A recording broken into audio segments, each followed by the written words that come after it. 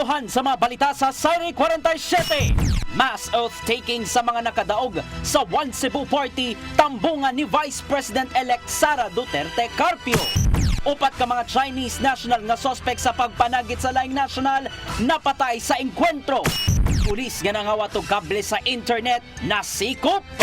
Nagpailang ahente sa PIDEA nasikop usab. Sugbo, Kabisayan ug Mindanao, Pilipinas ug katawhan kutos maabot atong Sibya sa tibuok kalibutan mayong hapon. Live kita karon sa CCTN Channel 47 ug kini ang tulumanon sa nag-unang kasayuran nga angay natong masayran. Ako si Dennis Tabar. Tulumanon sa patas nga mga balita ug opinyon. Ako si Danica Caballes. Kini ang Sayre 47.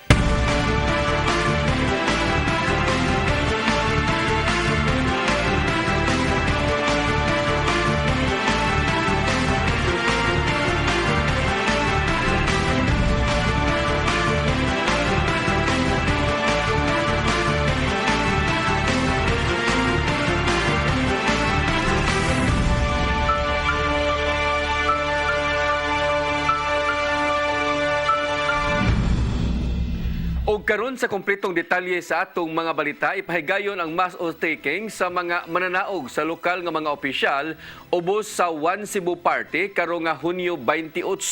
Konfirmadong motambong si Vice President-elect Sara Duterte apan ila pang gipaabot ang pagtando usab ni President-elect Bongbong Marcos sa ilang invitasyon. Ang kasayuran ihatod ni Gian Navarro.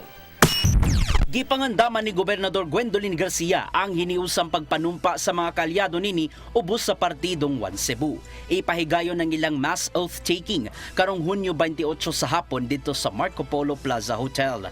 Mutambong sa mong kalihukan ang tanang mga mananaog sa ilang partido human sa nakalabay nga eleksyon. The invited officials will be all of our congressmen and women, including party list, all of our board members, of course, those that are One Cebu or affiliated, aligned with One Cebu, all of our mayors, vice mayors, councilors. Pinadong makatambong sa oath-taking si Vice President-elect Sara Duterte Carpio. Kinumdumang nakig-alayon ang presidential daughter ngadto kanila alang sa posibilidad nga makabisita pagbalik sa Sugbo. Maong gilauman ng daan ang presensya nini atol sa ilahang okasyon. Gipaabot usab nila ang kumpirmasyon ni President-elect Bongbong Marcos human gidapit usab sa pagtambong. And so she was the very first nga atong giimbitar when we set the date sa 28th of June. We have also invited, of course, President-elect Bongbong Marcos. But we have not yet received confirmation. Kinong gumanusab nga gituman ang taha sa One Cebu nga mao ang pagpadaog sa ilang pambato nga BBM Sara Tandem pinagi sa minilyong boto gikan sa mga Sugboanon. Samtang espesyal usab sa ilaha ang pagpaigayon sa oath-taking dito sa Marco Polo Hotel sa Dakbayan sa Sugbo sanglit diha na himugso ang ilahang partido. Gian Navarro, CCTN News. Tulo pa ka mga kandidato sa syudad sa Mandaue ang nisumiter sa ilang Statement of Election Contribution and Expenditures. Nadawat na usab sa tanang individual nga niserbesyo sa eleksyon ang ilang honorarium. Ang kasayuran ni hatod ni Mary Rose Sagarino.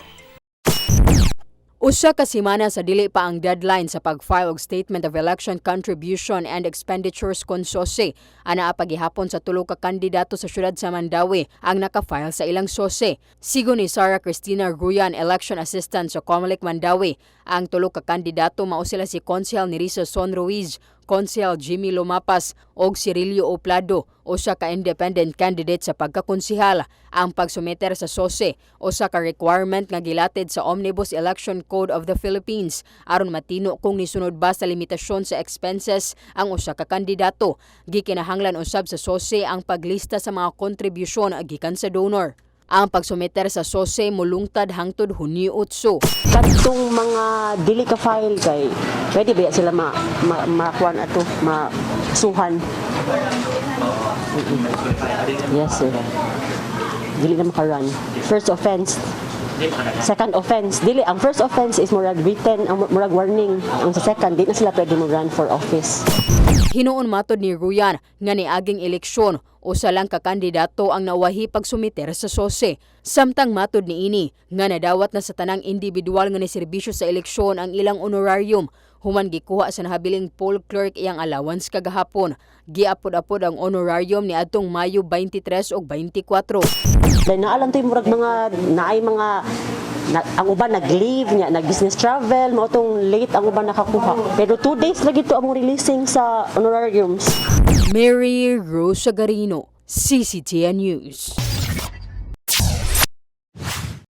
Formal nang gidawat ni Liloan Mayor Cristina Garcia Frasco isip bag-ong kalihim sa turismo ubos unya sa administrasyon ni Marcos. Ang inahan niini nga si Gobernador Gwendolyn Garcia mihangop usab sa bag-ong responsibilidad. Ang kasayuran ihatod ni Gian Navarro. Hingpit ng gidawat ni Liloan Mayor Cristina Garcia Frasco ang tanyag sa umabot nga Marcos administration isip bag-ong tourism secretary. Sa gipagawas niyang statement karong adlaw, nakita niya ang pagpaningkamot ni President-elect Ferdinand Bongbong Marcos Jr. nga malagsik ang ekonomiya sa nasod ding post-pandemic pinagi sa turismo sa nasod. Maong paninguhaon ni Frasco ang iyang bag-ong tahas inubanan sa pagpakig-alayon sa mga local government units sa nasod. Tungod nini, gikalipay sa inahang si Gobernador Gwendolyn Garcia ang bag-ong responsibilidad nga pagahuptan sa iyang anak. Matud nini nga haom ni Garcia Frasco ang maong posisyon tungod kay nakita mismo ang mga pagpaningkamot nga makabangon ang komunidad human sa grabing epekto sa COVID pandemic. I am tremendously proud of my daughter. I know that she will be able to face up to this new challenge as she has done in many times past. Isigundahan ni Gobernador Garcia ang panglantaw ni Mayor Garcia Frasco kabahin sa turismo isip tinubdan sa ekonomiya. Nakita hinuon usab sa inahan ang pagpaningkamot siyang anak sukad pa kaniadto. Maong itugyan niya ngadto ni Garcia Frasco ang bag-ong responsibilidad isip sugbuan ng cabinet member ubos sa bag-ong administrasyon. You know, I will not be a meddling mother nor a meddling governor. I will let her be and be her own person because I have full trust and confidence in Cristina. So let this be a warning also to those who want to get positions in the Department of Tourism. Please do not forward your applications to me. Subay sa bag-ong responsibilidad ni Garcia Frasco, mamahimong bakante ang mayoralty position sa Liloan. Kipasabot ni Attorney Jerome Brillantes ang acting provincial election supervisor nga ipatuman ang rule of succession. Pasabot nini, mamahimong mayor ang vice mayor-elect nga si Alju Frasco. Gian Navarro, CCTN News. Physical graduation posible nga mahitabo karong tuiga dinhi sa Dakbayan sa Sugbo. Kini ilabi na nga ang Cebu City nagpabilin sa Alert Level 1 ug padayon usab nga mikunhod ang kaso sa COVID-19. Ang kasayuran ni hatod ni Decime Padilla.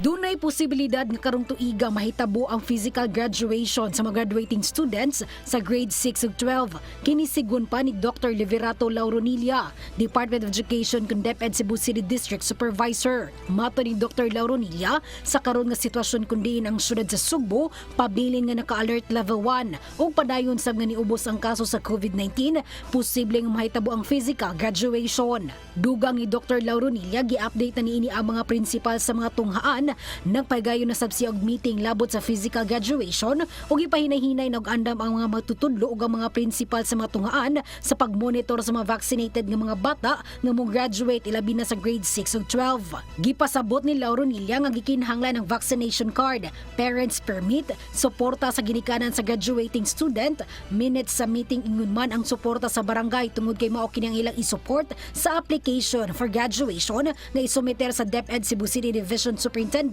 Dr. Rhea Mar Angtod alang sa approval. Matud pa sa feedback nga ilang nakuha ang mga ginikanan, gusto na sab makakita sa ilang mga anak nga mopaso apan. Giklaro ni Dr. Lauronilla nga motuman gihapon sa health protocol ug mangita gid og lugar nga dako ug hawan aron maakomodar ang gidaghanon sa mga mugadwar nga mga tinun-an. Ang gi-encourage na ron kay naa may kanang DepEd order sa physical graduation nga gi-issue sa atong sekretary. Principal sa City Central School, Maricon Gumba siyang bahin miingon nga kung sila hatagan ng direktiba nga ipahigayon ginang physical graduation o pwede na makaapil ang dili bakunado wala sila problema ni ini. Apan, kung ingnon sila nga bakunado lang ang dapat mo apil sa physical graduation, pwede rasab sila makahimog blended nga klase sa graduation.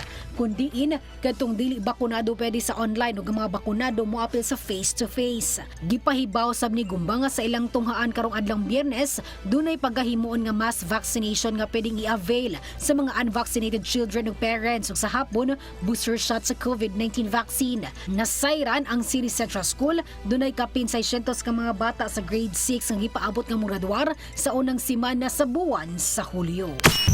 Usually, ma'am, sir, ilan nang i-held dito dapit sa dito sa Sambaguno kang Kapitan Asnar na gym nata din ha. So mas luag siya.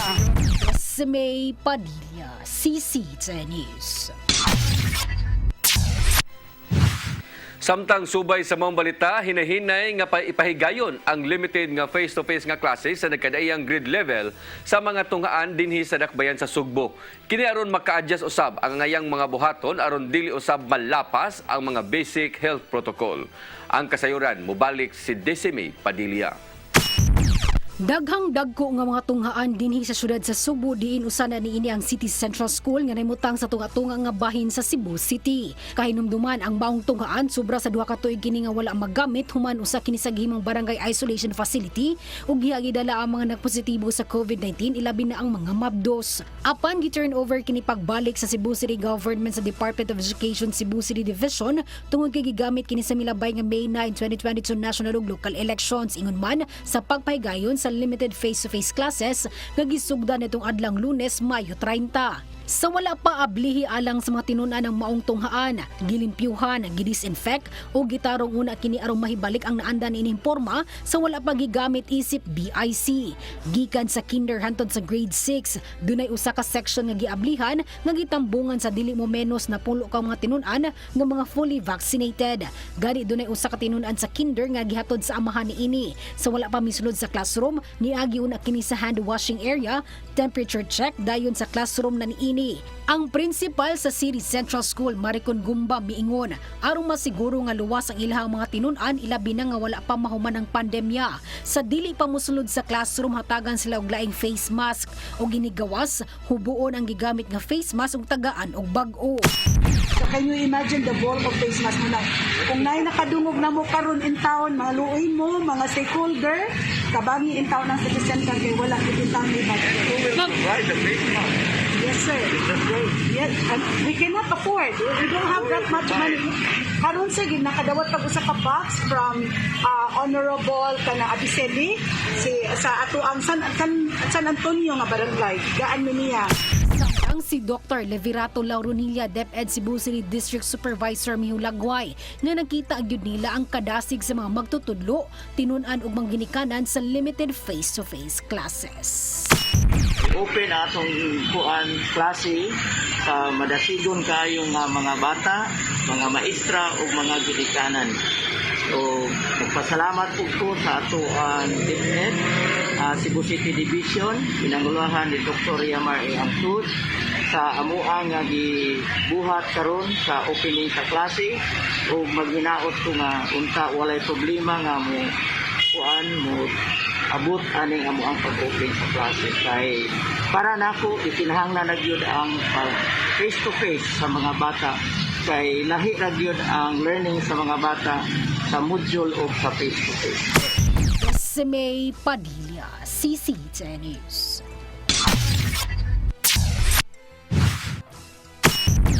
Masunod, upat ka mga Chinese national nga sospek sa pagpanagit sa laing nasyonal napatay sa engkwentro. Kana o guban pa mga balita sa pagbalik sa Sere 47.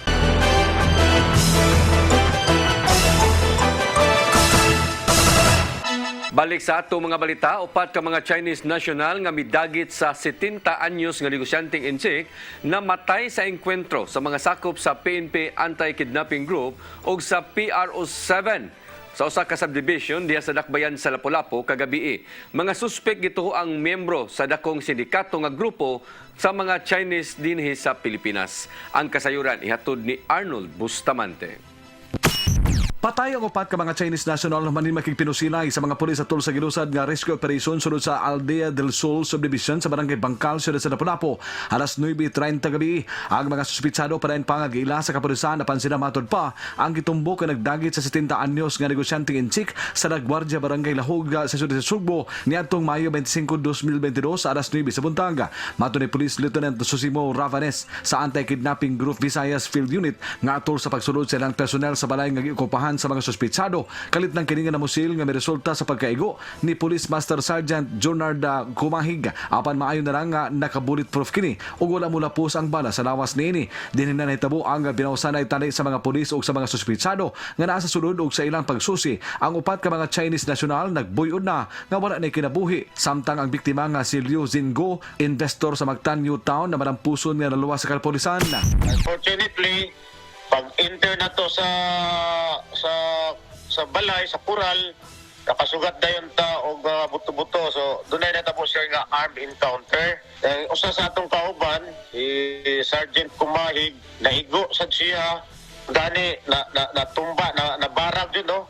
May pasalamat na kumig pasalamat nga ang vest mo inigo niya, ang vest wala makalapos. It resulted sa upat ka suspected nga kidnapper na matay sir gumikan sa mga encounter kagabi. Isa-isay ni Rabanes nga netong Mayo 25, 2022 Lunes sa alas 9 sa buntag gisunod sa mga wala mahiling Chinese national ang balay sa biktima nga naa himutang sa Lagwardya Barangay Lahog sa siyudad sa Sugbo. Pipila ka oras ang milabay ang mga suspitsado narawag sa mga kabanay niining ilang gikidnap ang biktima ug nangay sinaga ransom nga 1 billion RMB kung kwarta sa nasod sa China. Apan mihangyo kini nga 500,000 RMB lang una ang ilang ihatag nga mobalor sa Philippine peso og 3.9 milyones ka pesos. Tungod niini ang asawa ug mga kaubanan sa biktima nagpatabang na sa Mabulo Police Station og sa dihang nasuta nga kidnapping ang nahitabo. Gi-turn over kini sa PNP Anti-Kidnapping Group 7 nga manusab ang mihimo sa investigasyon. May 25 na nahitabo ni ang kidnapping, no, abduction pa ni siya nahimo. May 25 at about 9:35 in the morning, nahitabo ang pagpag-kidnap dito sa Lahog, Cebu City. Then na-reported ni sa local police sa Station 4 Mabulo. Then pagkagabi ilang gi-forward, gi-endorse sa Mabulo Police dito sa AKG kay na-find out Manila nga dunay ransom demand, no, gikidnap pagkagabi dunay ransom demand kunang na-forward nila sa atong opisina sir sa Anti-Kidnapping Group May 25 sa gabi. Mihimo kilayon ng backtracking ang kapulisan sa mga CCTV camera gikan sa Barangay Lahog hangtod nga naabot sila dito sa subdivision sa Barangay Bangkal sa siyudad sa Lapu-Lapu. Dako matupa og natampo ang security guard sa mga subdivision nga may kooperar sa kapulisan ug mao'y naghatag sa tanang kasayuran. May kanabutan sa usa ka panimay nga gituo ang didto posibleng gidala ang biktima nga negosyante. Ani security guard ani nga subdivision very cooperative. Ingon sila nga dunay Chinese nga nag-abang diha. Nga atong gi-background ang mga Chinese. Antod na found out nato nga naa didto ang kaning ilahang biktima. Kini na ang ikaduhang higayon nga adunay nahitabong kidnapping nga naglambigit sa mga Chinese national. Din ang unang nahitabo netong Mayo 7, 2022 nga nadagpan usab ang mga suspitsado nga nakabase sa kauluhan. Nagtuo ang AKG-7 nga adunay koneksyon ang nahitabo karon og nadtong unang kidnapping sanglit ang duha ka mga suspitsado karon nagbase usab kini sa Manila. Gituhuan nila nga sakop sa usa ka dakong sindikato sa mga kidnappers ang upat ka mga Chinese national. Din ang ilang target ang ilang usab nga kaubang inchik nga adunahan nga nag-invest din sa Pilipinas. Ato nang gitanaw sir nung angle. Ato nang gitanaw nga angle. But dili mi maka-confirm pa ana kay ongoing atong follow-up sir now. There is a possibility. But dili pa na nato ma-confirm sa pagkakaroon. Nagpadayon pa karon sa ilang investigasyon ang kapulisan inabagan sa kagamanan sa nasod sa China kung kinsa ang mastermind nga mao'y nangulo sa mga krimen sa mga Chinese national dinhi sa Pilipinas. Arnold Bustamante, CCTV News.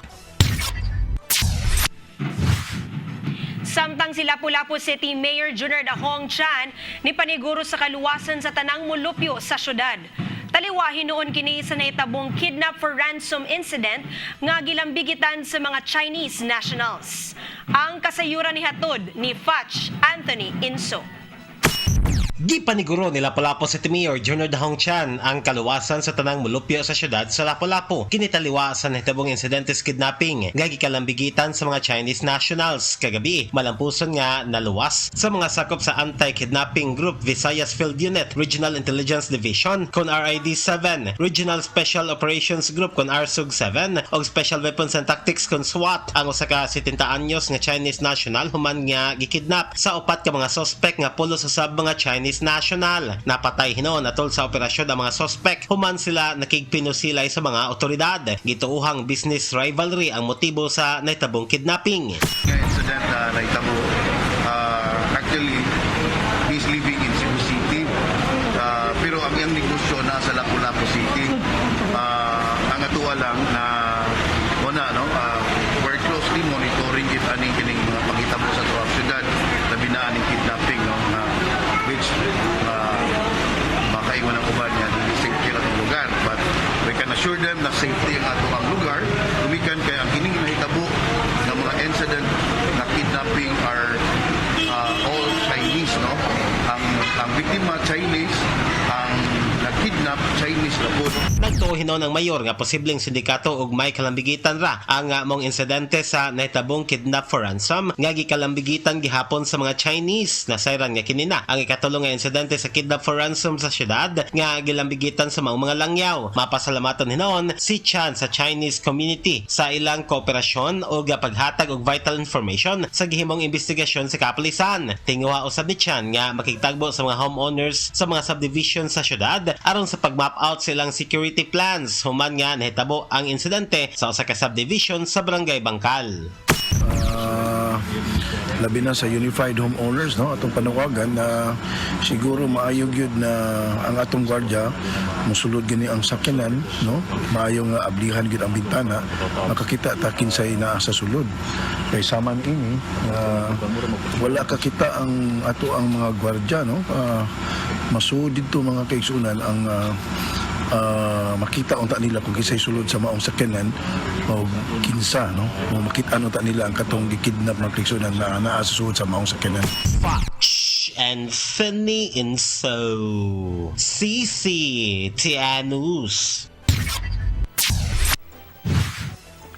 Department of Agriculture gikatakdang mo-roll out sa financial assistance sa mga rice farmers dinhi sa Central Visayas karong Hunyo, makadawat usab og product assistance ang tanan nga mga mag-uuma nga naapektuhan sa bagyong Odette.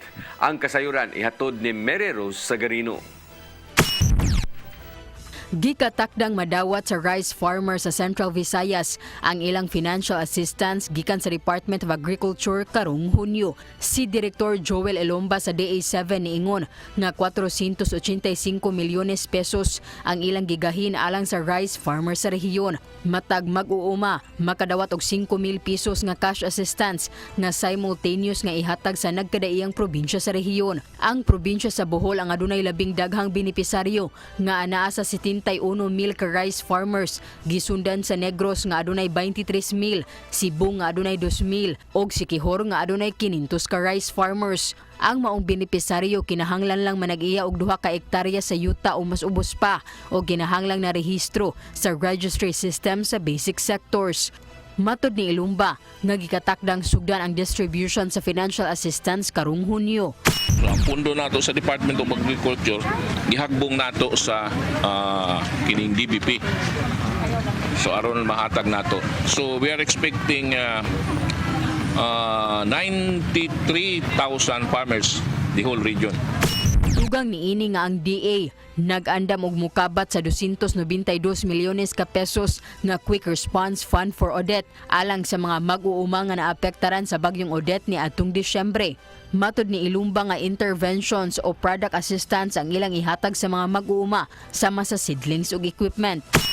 Ang 292, so naata karon sa procurement process, mga bidding process. Ang uban doon na sa mga delivery, labi na gyud sa ato ang mga seeds sa rice and corn. Nauna gyud sila. Mary Rose Sagarino, CCTN News.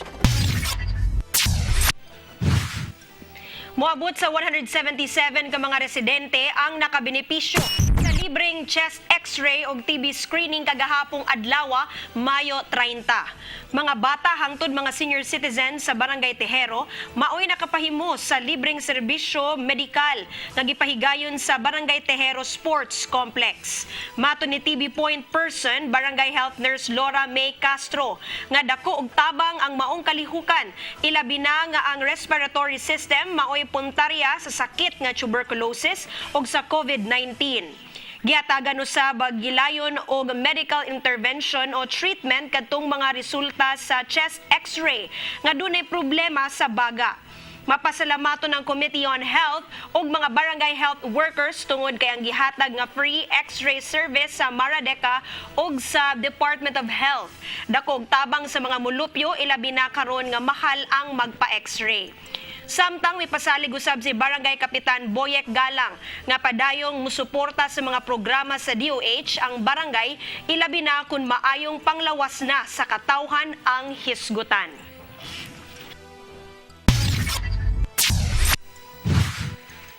NBI 7 Satellite Office sa Dakbayan sa Talisay pormal nang gibuksan. Samtang ang mahit sa NBI clearance gitinguha nga ma-cleared na kini sudlang sa usa ka adlaw, inay sa naandan nga 3 ka adlaw. Ang kasayuran ihatod ni Decime Padilla. Formal na nga giablihan sa National Bureau of Investigation kan NBI 7 ang gilahang satellite office diya kilid sa may flyover sa Tabunok, Dakbayan sa Talisay karong adlaw. Matod ni NBI 7 Regional Director Attorney Renan Oliva nga gawa sa NBI clearance nga pwede makuha sa mga satellite office ang katawhan, pwede sab modangop sa maong buhatan kung doon na sila mga reklamo ug i-refer kini ngadto sa ilang main office. Ang satellite office taud-taud na nga nagserbisyo sa katawhan sa Dakbayan sa Talisay, apan karong adlaw lang gihimo ang formal nga pagbukas gyud niini. Let me add, clearance satellite offices na ni sa clearance. Pero kung pwede ka ari mo sumbong kung nakay complaint, i-refer ka dito sa office. Dira purely nga clearance. You can request the OIC or head sa atong satellite office mo reklamo ko para endorse ka. Not only we are catering sa mga taga Talisay City, but we are also helping them not only sa clearance but also our investigative services, forensic services na atatanan. Kung gusto mo magpa-autopsy, napod, kompleto. You can go to our office here, initially request, i-forward na diri sa office na to sa main. Kaya ang ato diriwa, ang investigador na to, ang technical naman sa main. Talisay City Mayor Gerald Anthony Samsam Gulyas mihulagway ngang maong satellite office dakong ikatabang sa Dakbayan dungan sa pagbutyag nga nasubay kini sa iyang gibuhat ato sa unang termino ni iniisip mayor sa Talisay City nga mapaduol ang police services sa katawan ug karon ang NBI services na sab. Ang ato ang goal lang gidunta sa ni ato ang umaabot na bag-o na administrasyon is to bring government offices in Talisay na makatabang sa mga katawhan. Samtang gipahibaw sa ni Attorney Oliva nga tinguha sa NBI karon nga kunang usa ka tawo nga mukuha og NBI clearance mahit, inay magpaabot og 3 ka adlaw aron ma-cleared ang ngalan, usa ka adlaw na lang ang iyang huwaton. Kung ma-cleared na ang ngalan sa sunod nga kuha ni inig NBI clearance, dili na kini mahit, gawas lang kun ang mukuha o kakapangalan ini dunay mahimo nga kaso. Pero kung kato lang particular nga case nga na-cleared ka, kung kato lang gihapon mo appear, mapapas na na. Muna gitrabaho ron sa NBI management this year para di na mahasol ang publiko. That is our frontline services. We are working. It is a work in progress nga ma-perfect na to. Sayran nga nagplano ang NBI 7 nga magbutang sabog satellite offices sa Toledo City aron dili na nila kinahanglan pamuadto og syudad. Diha asab sa lungsod sa Konsolasyon ingon man sa Daan Bantayan tungod kay gusto gyud sa NBI nga komportable ang mga aplikante nga mao'y rason nga doon na sab sila'y mga satellite offices sa mga malls. Decime Padilla, CCTV News. Sa dili pa matapos ning buwan sa Mayo karong adlaw, ato nang tan-awon giunsa pagselebrar sa daghang mga Katoliko sa probinsya sa Sugbo ang Flores de Mayo. Aniya ang kasayuran ni hatod ni Gian Navarro. Karong buwan sa Mayo giselebrar sa simbang Katoliko ang Flores de Mayo lukop nasod. Subay nini dinha sa habagatang bahin sa Sugbo sa lungsod sa Hinatilan usa ka Santa Cruzan ang gipahigayon nga gipasiugdahan sa simbahan. Human sa 2 ka tuig nga wa pagpahigayon nini nunod sa nagpadayong pandemya. Karong tuiga, nabalik na gayud ang naandang tradisyon nga mao ang pagpahigayon sa tinuig nga Santa Cruzan ug Sagala. Atol sa mong selebrasyon, gisulob sa matag birhen nga girepresentar sa matag hinatilanon ang ilang mga nindot nga costume uban sa mga nindot nga arko, kining mao mga kalihukan ang gitawag nga Sagala. Gawas sa mga birhen, duna say mga emperatris ug dili mawala ang Reyna Elena. Highlight usab sa programa ang paghalad og buwak sa tanang mga nanimba ngadto kang Birhen Maria kinsang maoy gipahinunguran sa maong selebrasyon. Kinumduman nga ang Santa Cruzan usa ka relihiyosong parada nga nagsugod sa mid-1800s dinhi sa Pilipinas. Gipaygayon kini pahinungod kang Queen Helena of Constantinople ug ang iyang anak nga si Constantine the Great. Pagpangita sa krus, ang krus nga gikaingong mo'y gilansang sa Ginoong Hesukristo. Gawa sa selebrasyon sa Santa Cruzan, subay gyapon sa selebrasyon sa Flores de Mayo. Nakapangumpisal og nakalawat usab sa labing unang higayon ang dulan gatusan ka mga bata sa lungsod. Sa wala panini, nipaubos una sila og usa ka buwan nga katikismo sa mga kapilya sa ilang barangay, din gitudloan sila unsaon pagpangadji ug uban pang pagtulon-an sa simbahan. Sa pagtapos sa buwan sa Mayo karong adlaw, unta dili matapos ang pagmahal kang Maria og adlaw-adlaw kini nga ipakita kaniya pinagi sa paghimo og mga maayong buhat. Gian Navarro, CCTN News. Mosunod, pulis nga nangawat og kable sa internet nasikop, samtang nagpailang ahente sa PIDEA nasikop usab. Kana og uban pa mga balita sa pagbalik sa Saire 47.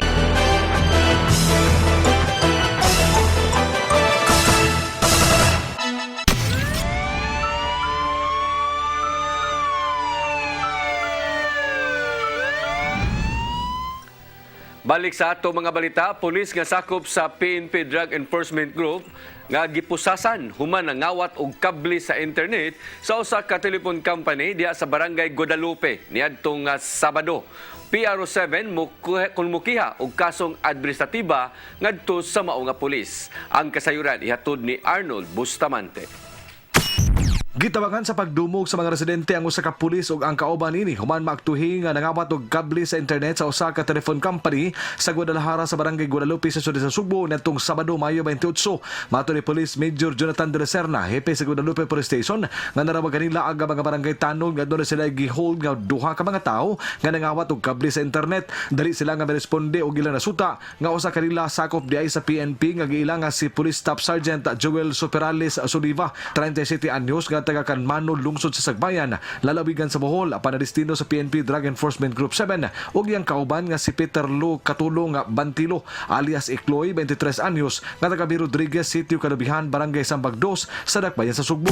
Actually, nalarma na sir, nanawag sa station niya, nakalarma na to ang Barangay Tanod sa Barangay Guadalupe. Kabot area, medyo dagang tao ng kakuanan niya, dumog yung mga tao. Wala mag-expect na policing sa ano. So, nang dalan po si Cab, recover sinang position and control katong nakuha nga wire dito sa area. O katong mga ilang mga gamit po para putol bitaw, mga gabas, metal saw, o katong 4.4 to 5 meters na long sa wire nga nakuha. Bumalor ang kable nga nakuha sa mga suspitsado og 50,000 ka pesos. Sanglit usaman kini ka fiber optic. Una nang mereklamo ang mga telephone company sa Barangay Guadalupe. Labo silang koneksyon sa internet gawikan sa pagpangawat sa ilaga fiber wire. Din milyon ka pesos na aga nawagtang kanila. Ang telephone company nga may tag-iya sa wire ang mapasakag kasong pagpangawat sa duha, samtang ang Police Regional Office 7 mukiha usab og kasong administratiba sa mga pulis. Si Soliva nasulod sa serbisyo sa PNP neto nga 2012 o kasamtangan nga nagpuyo sa Barangay Bakayan sa siyudad sa Sugbo. Usa sa mga opisyal sa PNP Drug Enforcement Group mitugan nga kipaubos sa investigasyon si Soliva tungod kay nadungog na kini nga tigamitan sa illegal nga drugas diin sa pagdakop nini sa Guadalupe. Hay pakini. Arnold Bustamante, CCTN News. Mubalor sa 255,000 ka pesos nga gituuhang shabu na sakmit sa mga sakop sa Opao Police Station sa Dakbayan sa Mandaue sa buy-bust operation sa Barangay Luok ni adtong Lunes sa kaadlawon. Suspect o sa ka-high-value target nga una nang napriso ni atong 2018 apan nakagawa sa tuig 2020. Ang kasayuran ni hatod ni Mary Rose Sagarino. Nasakmit sa sakop sa Upaw Police Station ang mokabat sa 255,000 pesos nga kantidad sa gituuhang shabu atol sa buy-bust operation sa Superior Barangay Luok ni adtong Lunes sa kadlawon.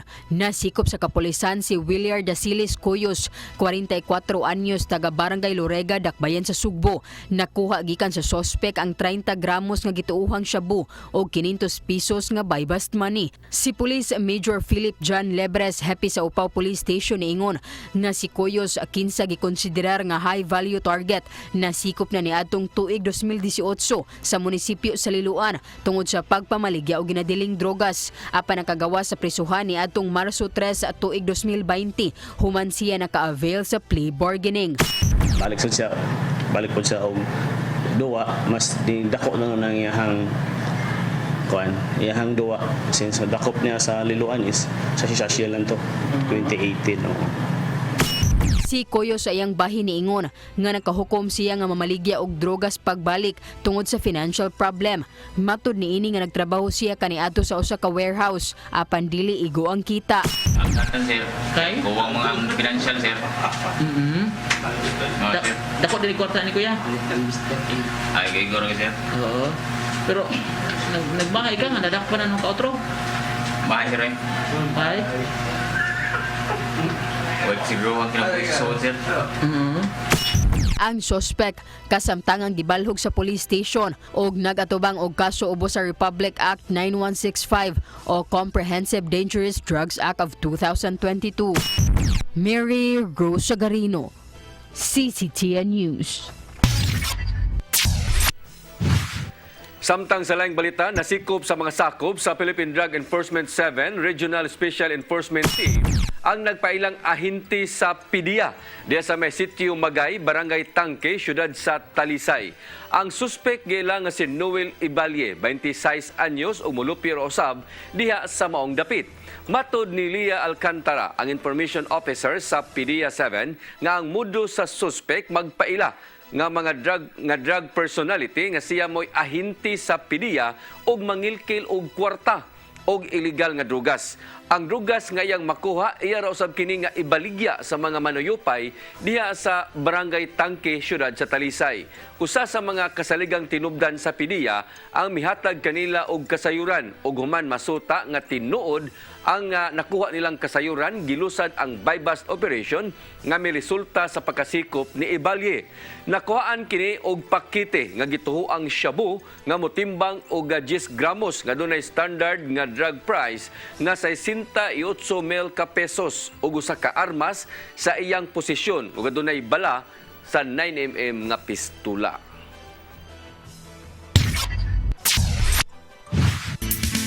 Lamdag, uban ni Tatay Dodong Limchua. Sa daan nga kasulatan, atong mabasa ang sugilanon sa usa ka propeta nga si Daniel. Nitong panahon nga nakadawat siya pananawon o vision nga may umabot nga gubat. Siya nangutana sa Ginoo pinagi sa pagampo. Sulod sa tulo ka semana, wala siya makadawat og tubag. Unya, usa ka anghel nga gipadala nga misulti kaniya nga ang iyang pagampo na dungog sa ketesan. Sukat pa niya itong unang adlaw nga iya kining gipadangat, gidungog na siya sa Ginoo. Duyo sa kasayuran ni Daniel, ang Ginoo di ay may gihimo ng mga lakang. Kita mutuog, musalig sa Ginoo. Apan usahay sa panahon nga way tubag ang atong mga pagampo, kita mahuyang. Kita magduda. Ang uban pagani mubuhi sa ilang pagsalig sa Ginoo. Apan kining kasinatian ni Daniel, naghatag ka na itong paglaom. Nga bisan pa kung way tubag sa atong mga pagampo, ang Ginoo tungod sa iyang gugmaw kaluoy, may buhaton gyud alang sa atong kayuhan. Migsoon, mao kini ang atong lamdag karong adlaw. Daghang salamat. Shalom.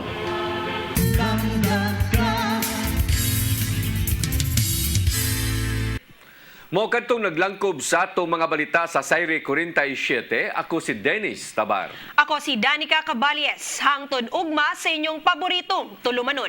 Saire 47.